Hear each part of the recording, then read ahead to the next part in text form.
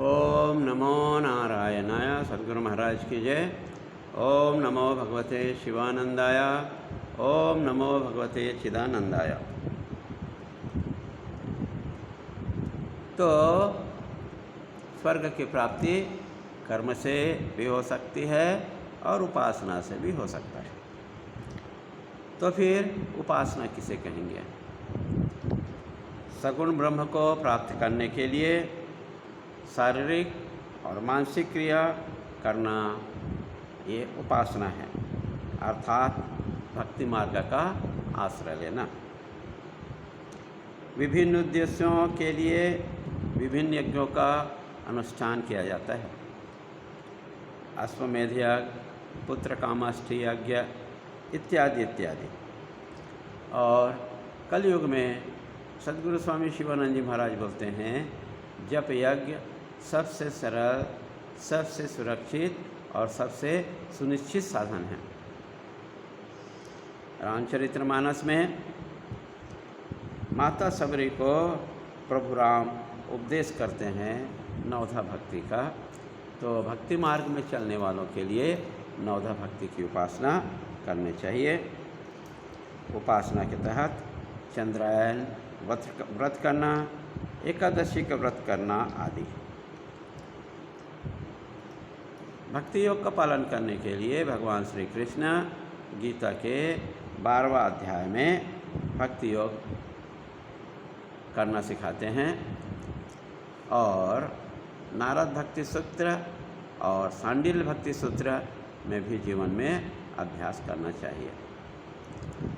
अब प्रश्न उठता है कि आप स्वर्ग क्यों जाना चाहते हैं? हर कोई आदमी स्वर्ग जाना चाहता है, तो उसका कुछ न कुछ तो कारण होगा। तो कारण है अति सुख प्राप्त करने के लिए, मृत्युलोक में अर्जित पुण्यों का उपयोग के लिए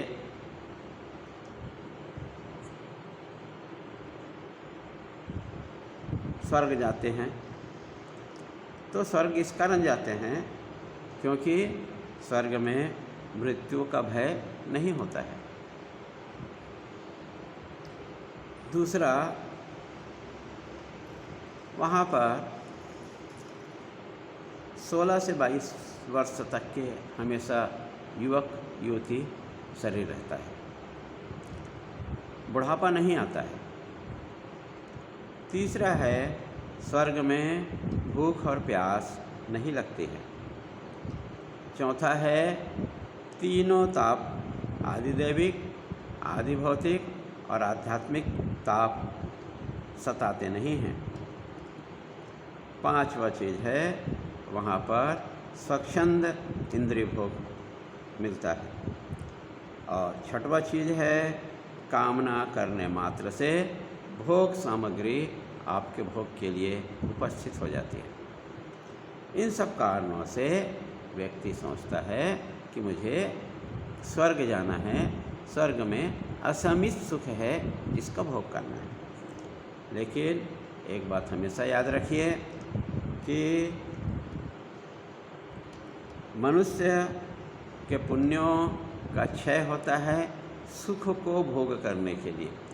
अतः स्वर्ग जाने से हमारे पुण्यों का क्षय के बदले में हमको सुख भोग होता है।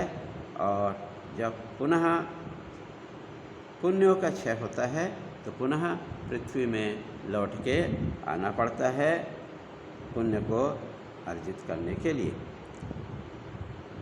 और दूसरी बात यह है कि स्वर्ग में पुण्य अर्जित नहीं किया जाता है। इन सब कारणों से लोग स्वर्ग में जाना चाहते हैं। ओम नमो नारायणाय। सद्गुरु महाराज की जय।